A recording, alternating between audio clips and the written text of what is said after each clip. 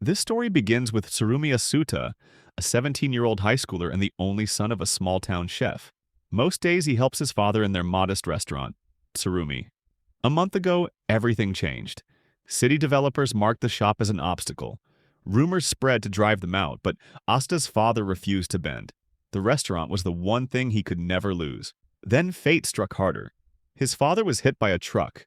Asta rushed to the hospital, heart pounding, only to find his father grinning stubbornly from the bed, insisting that even a dump truck couldn't kill him. The doctor disagreed. The tests weren't over, and the old man wasn't leaving anytime soon. But his father argued back. He didn't want to leave the restaurant to a fool.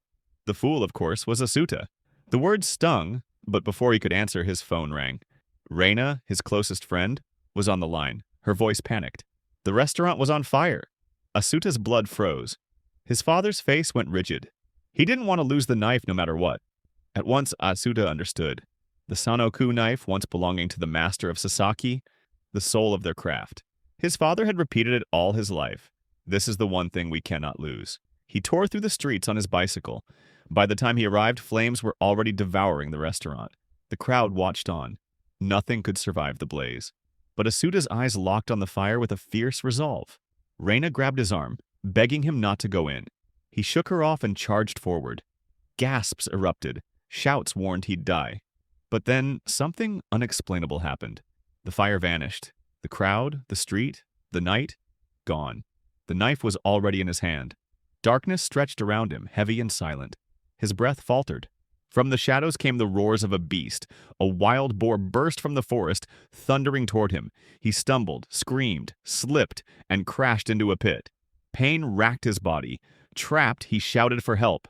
A voice answered, calm, sharp, a girl's voice. She appeared above the pit, looking down at him. Asuta thanks his lucky stars that he found another human being. He explains his situation and how he fell into the pit. The girl explains that she was the one who made it. It was her trap, meant for Gibber, and he'd ruined it. Staggered, he apologized and begged her to pull him out. She refused. With his twisted ankle, he pleaded harder, warning he'd starve if left. Annoyed, she finally tossed down a rope. Asuta climbed, every pull burning with pain. At last he collapsed on solid ground, gasping thanks. But when he lifted his head, his blood chilled. The girl stood before him, sword in hand, eyes hard as steel. This is how we get to the present situation. Asuta reels from her sharp words. He stammers, but she cuts him off. She doesn't want any nonsense, just an answer. He falters, unsettled, and first demands to know where he is.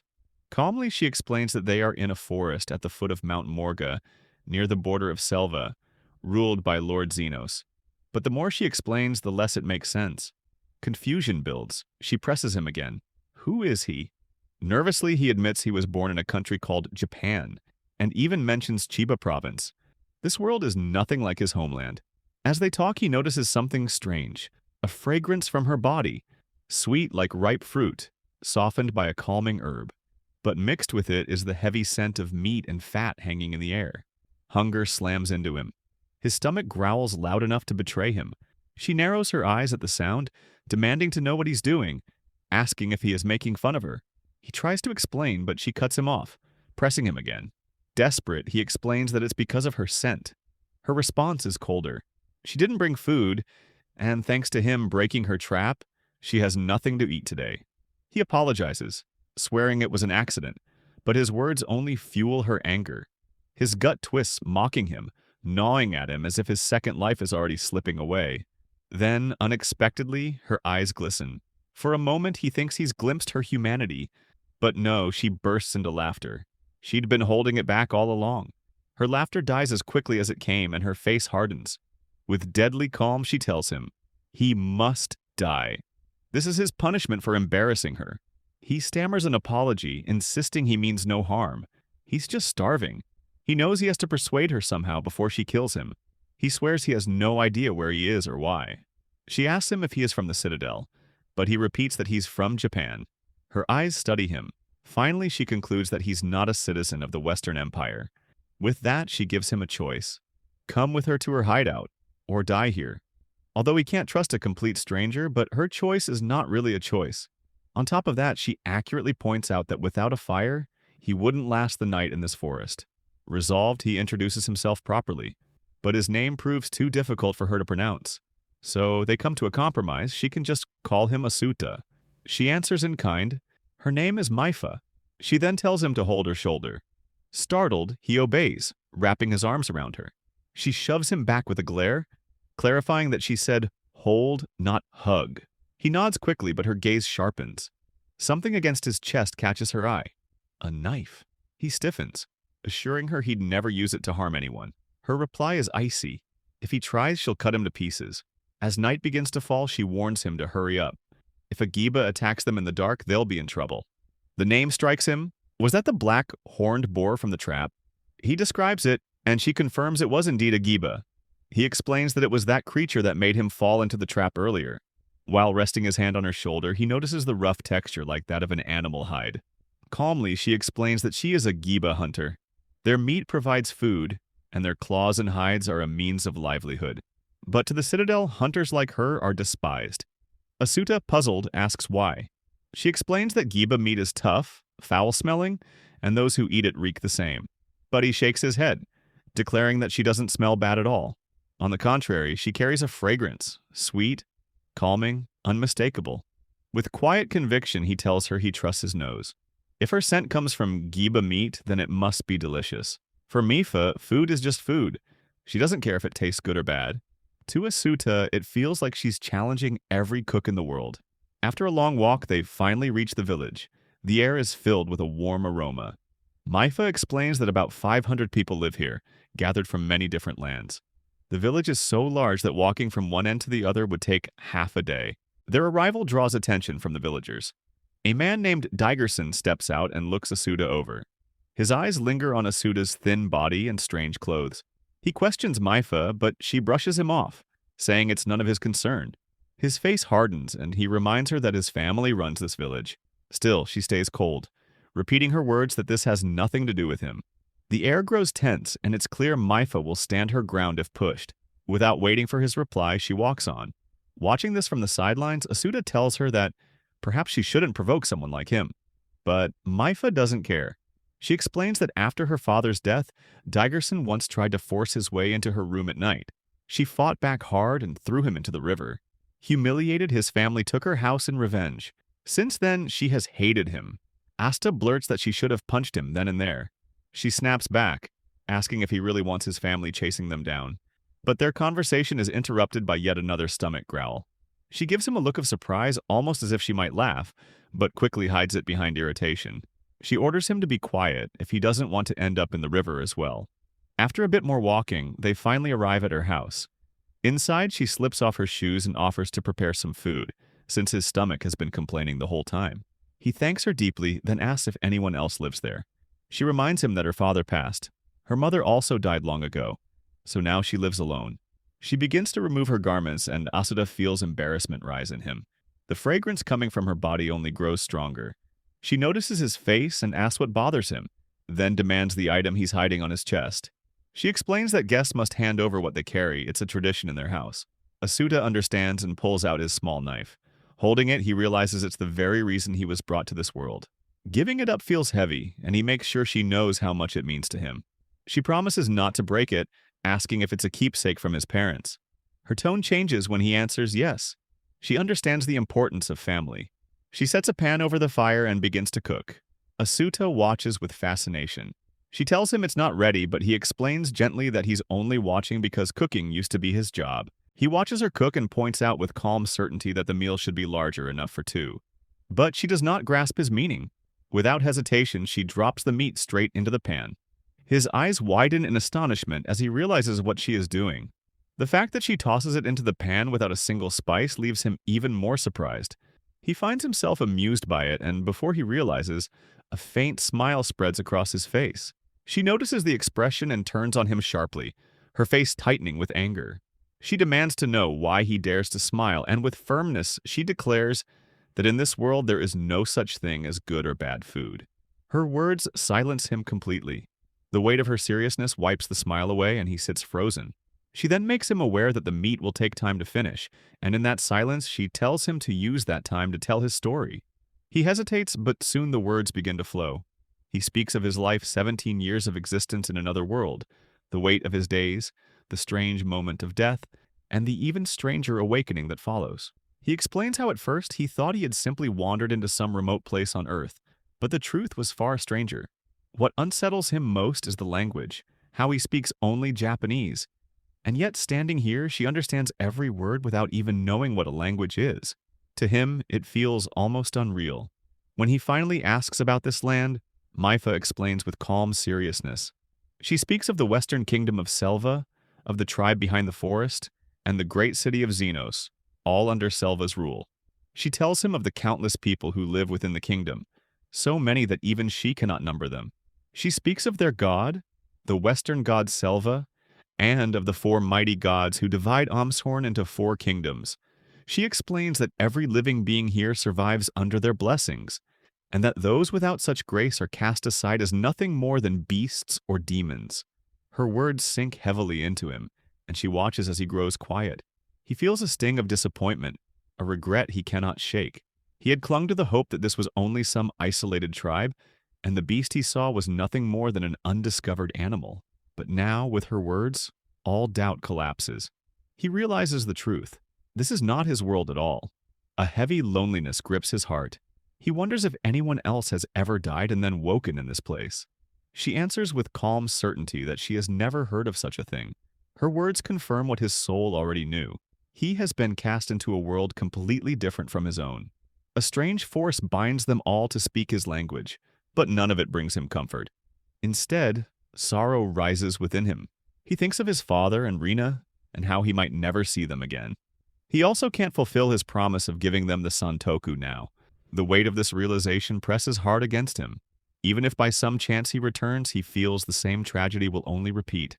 His chest tightens with despair, and for a fleeting moment, he wonders if he struck his head and has simply gone mad. Loneliness swallows him whole. Maifa notices the cloud over him. To break it, she calls his attention back to the food, telling him the meat is nearly ready. The small gesture pulls him out of his spiraling thoughts. He asks her if she truly believes his story. She answers calmly that if he believes he has come from another world, then that alone is enough for her. Her words astonish him. He looks at her, searching for disbelief, but finds only calm. She explains that the seriousness in his eyes shows he cannot be lying unless he is simply a madman. He thanks her sincerely, a soft relief spreading across his face, and a smile escapes him. She bristles with irritation, asking how he can look so happy even after being called mad. But Asuta assures her that it is not the insult he clings to. It is the fact that a stranger chooses to believe in him, despite how strange his words sound. That alone makes his heart lighter. Even if she calls him mad, he feels no shame in it. As the food cooks, she asks him what he intends to do next. His voice grows heavy as he admits he does not know. He has thought of no plan, only the vague desire to find a way back to his world. Yet he confesses that he does not even know how he came here in the first place. A sudden thought strikes him, and he quickly adds that if he is burdening her, he will leave at once. He can set up camp outside if need be. But her answer is firm. She makes him understand that if he camps in the forest, the Giba will tear him apart, leaving nothing but his bones. He listens to her words with quiet heaviness, realizing that she intends to keep him close, not out of kindness, but to make sure he does not stumble into laws he cannot even begin to understand. If he breaks any sacred law, she will be held completely responsible since she is the one who brought him here. She makes it clear that until he learns the very basics of survival here, her watch will not leave him. Beyond that, once he understands, if he falls to some danger, she will not care in the slightest. He bows his head in gratitude, trying to show that he understands. The gesture only irritates her, her eyes flashing as she scolds him for lowering his head again and again. In that instant, it dawns on him what she truly means. He is allowed to stay here. The realization brings him a quiet, hidden relief, and he feels strangely thankful that, of all the people in this world, it is Maifa whom he first encountered. The thought alone stirs something warm in him. When she finally announces that the food is ready, his heart lifts. Eagerly, he stretches out his bowl, and when she hands him his share, he breathes in the fragrance that rises from it, surprised by how pleasant it feels. Yet confusion flickers inside him as he wonders where all the scraps and waste from the cooking have gone. She notices his hesitation, her eyes sharp on him. But before she can say more, he begins eating. The taste strikes him oddly, potatoes and onions clashing with meat in a way that unsettles his tongue. The flavor is harsh, far from what he is used to. Memories crash back to days with his companions, their hunts for wild boar, the weight of a knife in his trembling hands as they pushed him to cut flesh for the first time. He remembers the stew that followed, how he thought it would taste raw and heavy, only to find it tender, marinated with care, and cooked to perfection. The taste of that pork stew was light, savory, and full of warmth. In his memory, Rena's face shines the brightest, her playful seriousness as she asks if she can eat only the meat he prepares. He smiled then, promising her he will handle the meat every day just for her. The recollection fills him with a sharp ache, pity for the companions he may never see again. And when exhaustion overtakes him, he begins to mutter these old memories in his restless sleep. Maifa's sharp voice cuts through the haze, waking him harshly. She scolds him with anger, reminding him that her generosity does not mean she cooks for his comfort. Embarrassment burns through him, and she thrusts raw giba meat into his hands, ordering it to be his breakfast. The stench hits him instantly, foul and thick, the blood not yet drained, clinging to the flesh. He forces it down against his will, the meat heavy and greasy, its broth-like liquid tasteless and strange, its texture wet and unpleasant like chewing raw dough. Every swallow feels like torment, the only relief being a faint trace of pepper that does nothing to save the dish. Yet despite everything, he eats driven by necessity. She mistakes his persistence for hunger and offers him more, shocking him into silence. When he hesitates, her anger flares again, demanding that he finish immediately. Her voice brooks no refusal, reminding him that before noon they still need to pick leaves and gather wood. Gathering his courage, Asuta carefully asks her about his knife. Coldly, she tells him to check the storeroom. He apologizes softly and goes. Inside, a powerful fragrance strikes him, rich and sharp, the smell of spices. Familiar yet so precious in this place that it feels like discovering a hidden treasure chest. His knife rests there too. He picks it up, holding it with a sense of relief, and his gaze lingers on the spices with wonder. His mind races at the possibilities, his skills as a chef stirring inside him. He knows that with these, he can bring life back into food. But before he can think further, Maifa storms in, her voice cutting sharply as she demands he hurry. Time, she reminds him, is not theirs to waste. Yet even as he follows her, his thoughts cling to those spices. Her tone hardens as she notices his eyes fixed on the ingredients. With stern seriousness, she makes him understand that these are not for him, that he cannot eat them. Her words fall like a wall, cold and final. But he cannot look away. Deep inside, something stirs his blood, the weight of being the son of a cook. The urge rises in him to say what burns within, to tell this girl who treats food as nothing more than survival, that it holds meaning far beyond that. He wants to thank her, to show her something of himself, and so he gathers courage and asks for her permission to cook just once for her, using these very ingredients. To her, it feels like such a simple thing, something any child can try, yet for him it is no small act. For him, it is the only way he can offer his heart. His request sounds strange in her ears. She cannot grasp why he speaks with such weight about something so ordinary, but Asuta presses on, trying to make her see. The food he grows up with is nothing like what she calls food. What she sees as a mere act of filling the stomach, he sees as something alive, something that holds warmth and memory. For a moment, silence stretches between them, heavy and uncertain. And then, almost reluctantly, she yields and gives him permission to cook. In the end, Maifa allows him to cook, not out of trust, but because she wants him to bear the weight of his own boldness. Her permission feels less like approval and more like a warning, as if daring him to taste the consequences of childish pride. They head into the forest to start collecting. The air is thick and humid, and soon he feels a heavy heat pressing against his body. His gaze drifts toward the broad green leaves around them. She tells him those are not the pico leaves. The real ones grow only by the riverbank. Her awareness unsettles him, as though her eyes remain fixed upon him at all times. When they finally find the true pico leaves, his heart leaps with excitement. The sight of them, bright and pepper-like, fills him with joy. He recalls seeing them dried in her storehouse and now realizes their value. She confirms this with calm certainty, explaining that these leaves can even preserve meat for an entire month. His delight grows and he reaches for other leaves nearby, wondering about their use. But her sharp command halts him instantly. Her tone turns stern as she forbids him to touch them. Those leaves, she explains, must never be plucked. They are bound by taboo tied to Mount Moruga itself, a place belonging to the western kingdom of Selva. Her words reveal a deeper truth.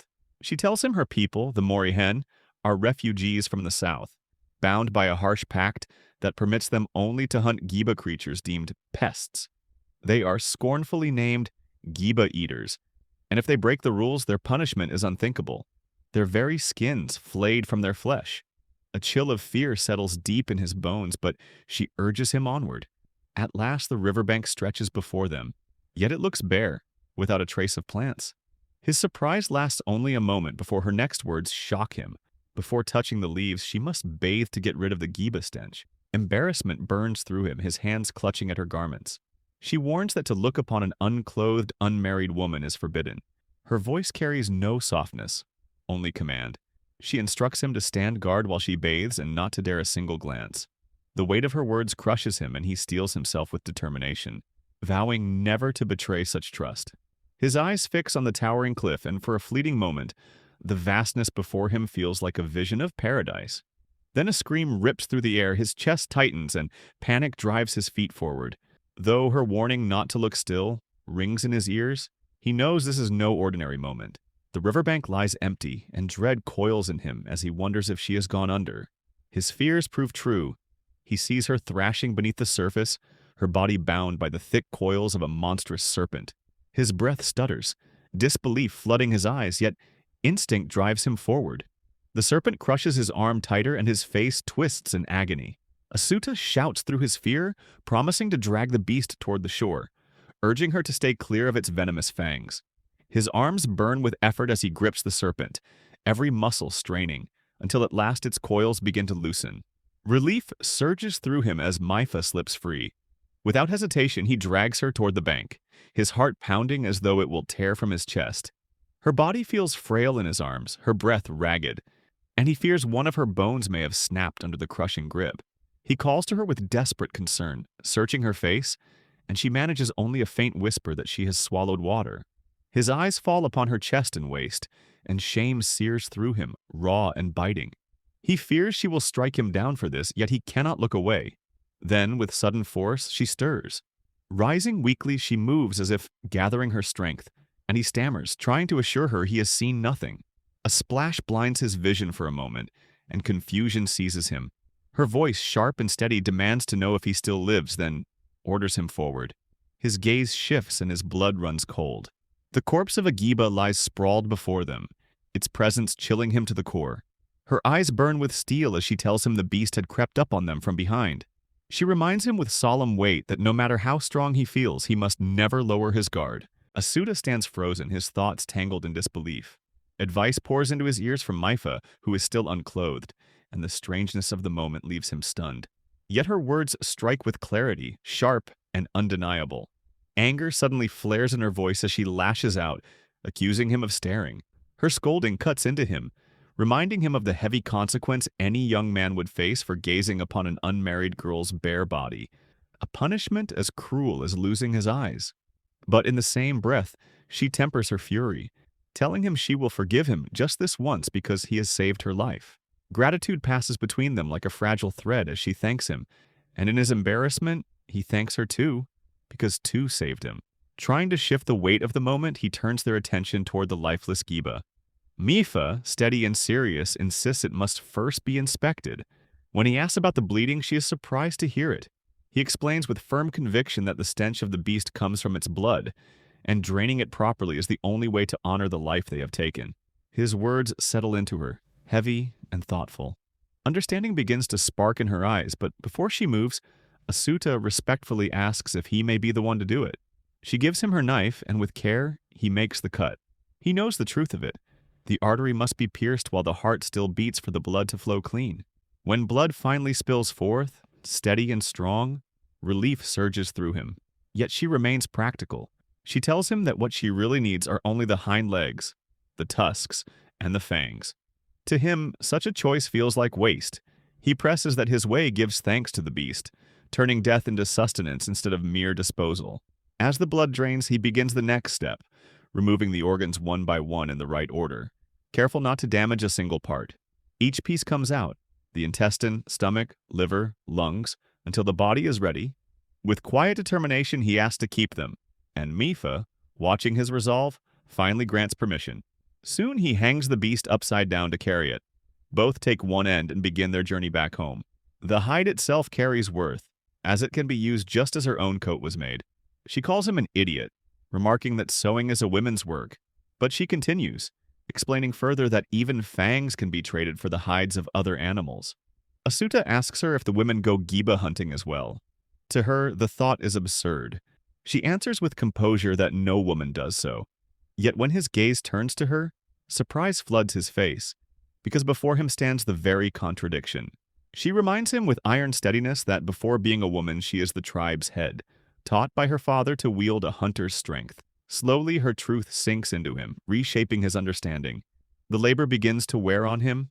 His chest heaves, his breath grows ragged, and she notices his exhaustion, asking if the weight is too much. He admits he is not as strong as beasts like her, but he keeps his ground, clarifying that the flush on his face is not from shame but from strain.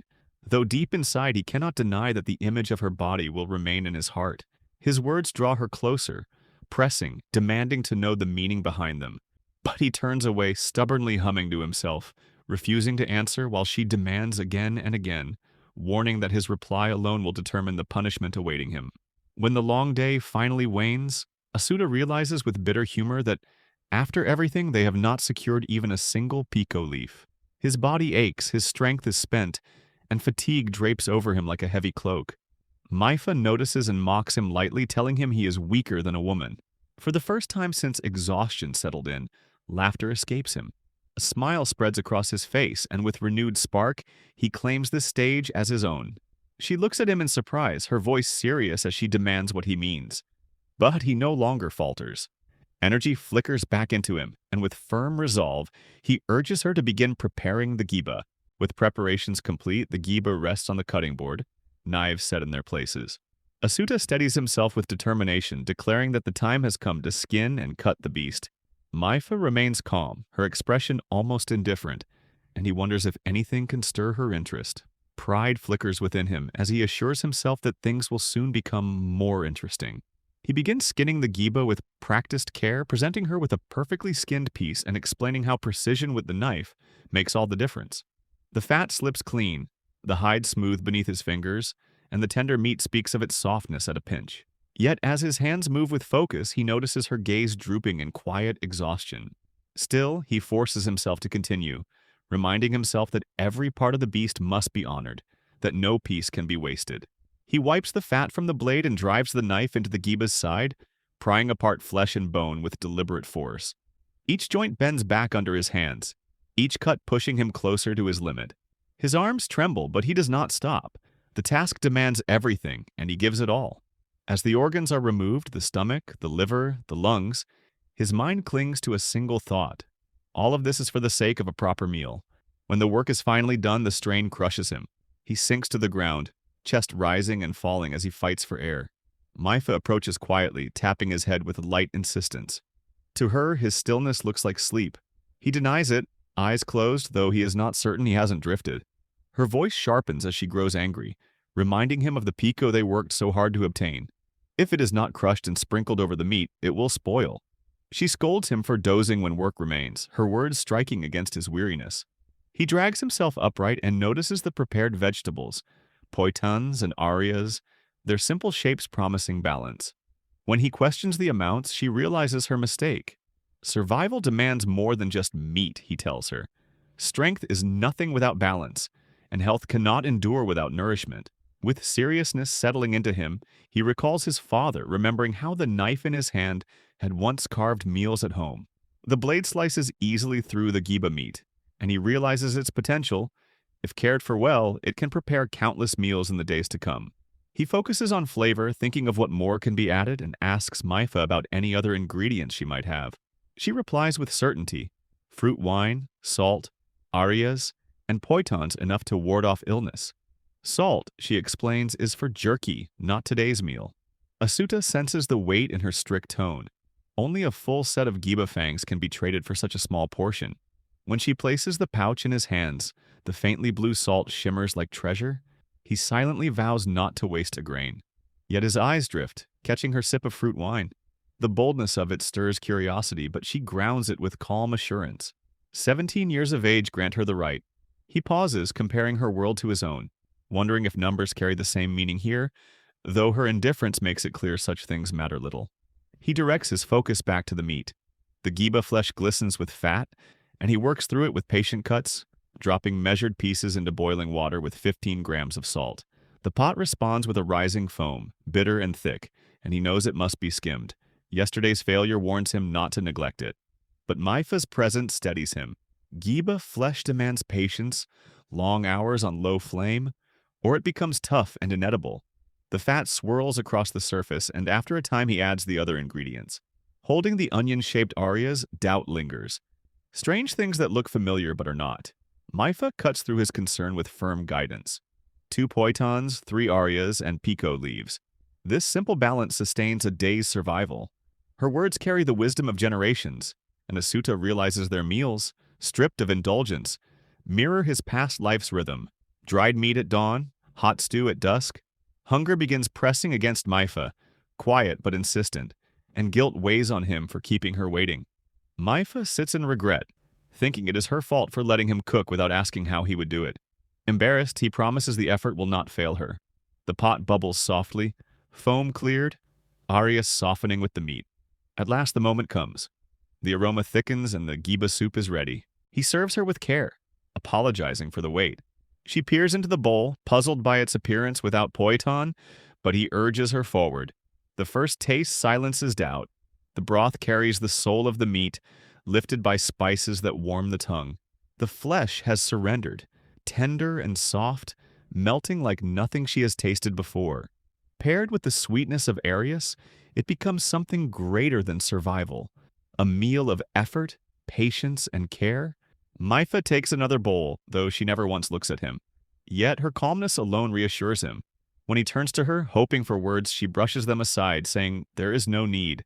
Disappointment pierces him, until she asks if he feels that to her, his cooking is meaningless since food is only survival. But he answers with quiet clarity. Cooking for survival alone has no meaning. But joy and happiness and taste matter. She has felt his passion in every cut, every moment of waiting, and that effort has reached her. His words strike deep. Emotion stirs in her chest, raw and unguarded, as she admits the truth with sincerity. His meal has given her joy. Her voice softens, telling him not to wear that heavy face. For what he created was not just food, but something that made her happy. Hearing her words, his chest grows heavy. Deep within, he yearns not just for recognition of his effort, but for his very existence to be acknowledged. For the next 4 days, poitons become the bane of his existence. He just cannot figure out what to do with them. Stewed, they turn to mush. Toasted, they burn. Boiled, they do not dissolve. Fried, they become greasy lumps. Raw, they bite back with unbearable bitterness. Each attempt ends in failure, and frustration spills over. He shouts at the stubborn things as though they mock him. Maifa's sharp gaze cuts through his outburst. Her annoyance is plain, her tone carrying disapproval. He stops immediately, guilt rushing over him, and apologizes. In the stillness, he greets her as though welcoming her home, realizing this has become their rhythm. Her returning from the hunt, him waiting with restless thoughts. She surprises him with clothes and a dagger, mementos of her late father. They are not gifts, but a loan, she insists, and the weight of their meaning sinks deep. He wonders if they are too precious, but her reasoning is simple. White garments draw attention, and wearing them together would bring shame. Her words, edged with embarrassment, reveal her quiet wish to avoid mockery. Grateful, he promises to use them with care, though she warns him not to act foolishly. Her attention returns to the poitons. She asks if he has found a way, and shame floods him as he admits failure. 4 days of effort, and no progress. He begins thinking of lessening his intake, but her answer strikes firm. To eat giba meat safely, the body needs balance. 2 poitons, 3 arias. Without it, sickness follows. Her certainty carries the wisdom of survival. He sees her strength built from order in her meals. The logic is plain. Calories, nutrients, the building blocks of life itself, all connected through simple food. He begins to piece it together. If arias are something greater than onions, the perfect onions, then what he has been missing must still be out there. In that moment, his eyes lift with sudden clarity. Gratitude overwhelms him, and he embraces her with joy, thanking her again and again as though she has given him more than just an answer. She blinks in surprise, unable to understand the depth of his reaction. He finally reaches the conclusion that poiton must be some kind of grain. With that thought, he grows serious, believing that maybe Maifa also knows carbohydrates are important. But he remembers that when he ate poiton with giba soup, it tasted like raw flour. Because of that, he begins thinking poiton might be a grain with sugar, similar to sweet potato. Still unsure if this guess is correct, he decides he must test it himself. He makes up his mind to prepare a new dish with poiton today. The thought also brings back the memory of when he hugged Maifa without thinking, and she punched him. Since then, he has just been waiting for her return from hunting, and now, at last, he begins cooking. He worries that if he simply boils it, the bitterness might vanish, but it will only dissolve in water. Suddenly, he realizes that would just leave him with flour water. He wonders if he can somehow bring it back into dough. Carefully, with just a little water, he begins kneading. To his surprise, it turns into a paste. Quickly, he removes it before it burns and decides to dry it in the sun. After an hour, he checks and finds it completely hard. Crushing it turns it back into flour. Excited, he lights the fire and mixes the flour with water, not knowing what will come of it. He keeps thinking that if it really is flour, it should turn sticky. Whether it will or not, he does not know, but he tries anyway, uncertain if Maifa will even allow it. When she returns, he tells her that today he will prepare a new dish. She replies plainly, with her usual seriousness, that he can do as he pleases. He notices her lying down angrily, her posture a clear sign that she is on the edge of getting upset. Trying to ease the tension, he happily mentions the shirt she gave him from her father and asks how it looks on him. She looks at him seriously and bluntly tells him he looks terrible. The words sting. He grows thoughtful, fearing that soon they may run out of things to even talk about. Quietly, he asks her to wait while he goes back to work. Returning to the kitchen, he is surprised to see that the 5-day-old meat is still fresh. He realizes the pico spice has an incredible power of preservation. Cutting the meat into pieces, he puts them on the stove, adjusting the heat carefully. While chopping arias, he considers adding fruit wine to the meat. Maifa watches silently as he explains that arias must be mixed with giba meat, sprinkled with city salt and pico spice, and finally bound together with poiton starch. The starch, he explains, will hold everything together. The heat is hard to manage, so he decides to divide the dish into smaller portions. He notices that the giba fat is just perfect, the meat glowing a beautiful pink. He fries one side of the patty with strong heat, then the other. He adds the arias and fruit wine, keeps the heat steady, and covers it to steam. His heart pounds with the thought that the time has come. Looking back, he suddenly sees Maifa. Shocked, he asks what she is doing there, but she sharply replies that this is her house and she can stand wherever she likes. He feels the weight of her presence, almost like pressure, and guesses she might actually be interested. Still, he focuses back on the patties, relieved that it is time to take them out. He places the patties on a plate and asks her to hold it. He notices she doesn't move away and continues to stand there. He gives her more items to hold and she takes them too. Taking out the patties, he prepares the sauce, adding arias, fat, fruit wine, salt, and powdered pico, then mixes it all. The dish is complete. He smiles and tells her that the giba burger is ready. He also explains about the poiton, saying that when he toasted the water-dissolved mixture, it became something like okonomiyaki. With a cheerful tone, he adds that it must be eaten hot. Together, they begin to eat. Maifa examines the food carefully in silence. Watching her, he grows restless, fearing she finds it tasteless. She breaks off only a small piece with meat and eats. Nervousness rises in him. He takes a bite himself, and immediately his eyes brighten. The gravy is rich, the fat sweet, the meat flavorful, the fruit wine fragrant, and the chewy texture satisfying. To him, it feels like a true giba burger. The toasted poiton was the right choice. Still, he notes how difficult it is to digest. She looks at him seriously and asks why he is laughing. Startled, he realizes he ignored her feelings while lost in the taste. Quickly, he turns cheerful again and asks how she found the food. Chewing steadily, she simply says that it is delicious. He stares in surprise at her words, then thanks her with warmth, telling her he would be glad if she could share her thoughts in more detail. She, sitting with clear anger on her face, refuses him outright. Embarrassment floods over him, his chest tightening with shame. He explains softly that if her attitude is because of what happened last time, when he hugged her, he truly apologizes again from his heart. But she, still stern and serious, cuts him off, saying he talks too much. She tells him she does not want to answer, simply because she does not wish to. For her, that is reason enough, and she turns her gaze away in embarrassment. He cannot make sense of it. Just moments ago she had said the food was delicious. Confusion weighs on him heavily. Suddenly, a small figure peeks inside. A little girl, eyes sparkling with curiosity, asks what they are eating. Asuta freezes, startled, unable to understand who she is. The girl steps closer, her voice filled with wonder, as she asks if this is the mysterious Giba Poiton. She points toward the white food and curiously questions Maifa about it. Maifa's eyes flash with anger as she orders the girl to leave at once, reminding her she had been warned not to come near this house again, calling her by name, Rimi Rue. Hearing this, Asuta realizes they know each other. Rimi Rue, serious but hurt, asks why Maifa is still so harsh with her after all this time. She presses her again, wanting to know what she ate, how it tasted, and who made it.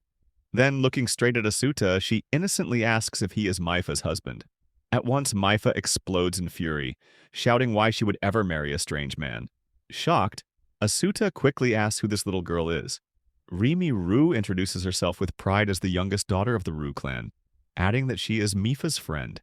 Maifa snaps back, declaring she dislikes noisy little girls like her, and coldly orders her to go home. Rimi Rue's eyes fill with tears and she breaks down, crying loudly. Asuta is shaken, unable to believe Maifa would speak this way to a child. He steps closer, trying to soothe the girl, telling her gently that Maifa actually cares for her. At last, Maifa's voice softens. She tells Rimi Rue she was only joking. She warns her that since the Sun clan despises her, it is dangerous for members of the Rue clan like her to come near. She adds that if she cries outside, it will cause problems, so it is better to come inside. Hearing this, Rimi Rue's face brightens and she runs in, sitting happily between them. Asuta watches in astonishment. The girl, full of cheer, says the Sun clan is not frightening at all, just as her father told her. But Maifa tries to make her understand that it is reckless for Donda Rue, the Rue clan head, to behave that way. Their words pass quickly, and Asuta struggles to follow their conversation. Suddenly, Rimi Rue turns to him, and with a happy tone says a suspicious man has entered the clan. That is why she was told not to come until the truth was known. Wide-eyed, he asks why then she is talking with that very man. But she smiles, saying that because he wears Garufa's clothes, he is no longer a stranger to her. She declares that she loves Maifa and Garufa very much, and that is why she always comes here. At the sound of that name, he realizes Garufa must be Maifa's father. Still curious, Rimi Rue asks if wearing the clan's clothes means he has been accepted as part of the tribe. She again asks if he really is her husband. Maifa's temper rises, and she explains angrily that it is not true. He was only wandering, and she merely gave him spare clothes. The words strike Asuta deep inside, a faint ache stirring in his chest. He feels the sting of rejection and wonders quietly if he should just swallow this bitterness. Rimi Rue then lights up with excitement, turning her attention to the food. She wants to know what it is and how it tastes. Calmly, he tells her it is made from giba meat, and the other dish is poiton. With pure innocence, she asks to eat it. To him, her manner feels honest and childlike. He explains further, saying this dish is unlike the usual giba, and that is why it might surprise her. When he hands her the food, her face bursts with joy, and she exclaims that it is astonishing. She asks if eating it is forbidden. Maifa, sharp as ever, retorts that of course it is not. Watching them, he reflects silently, realizing it hardly matters. Back in Japan, he had already done things that could have landed him in trouble. As he serves more food, he finds himself wanting opinions beyond Maifa's alone. Rimi Rue tries it, her excitement overflowing, saying it is unbelievably soft and delicious. She marvels that it is truly giba meat and asks how it could be cooked this way. Seeing her joy, he feels warmth deep inside, as if his effort is finally rewarded. Yet he also senses something strange. This little girl carries a kind of frightening strength. Maifa, however, glares at her angrily, reminding her that food is only to sustain life and nothing more, and asking if she had not been taught this. Rimi Rue bows her head and apologizes. Inside, Asuta thanks Maifa silently, knowing if he slipped again, his heart might not withstand it. Maifa points out that it's almost nighttime and tells Rimi Rue to return home. The girl grows sad but still thanks Asuta sweetly, praising the food as delicious. She then introduces herself properly as Rimi Rue and asks for his name. He answers cheerfully, saying he is Tsurumi Asuta, but she may just call him Asuta. Suddenly, she drops to the ground, crying once more, her small body trembling. She pleads desperately for help. With tears streaming, she begs the Fa clan's Asuta to lend his strength to the Rue clan. She stretches out her tiny hands, trembling, begging him to save Jibaru, who will surely die if nothing is done. He is struck still by the weight of her words. His mind falls blank, unable to respond at all. Here I am, know it's been a while. I was in denial about my love. Here I stand,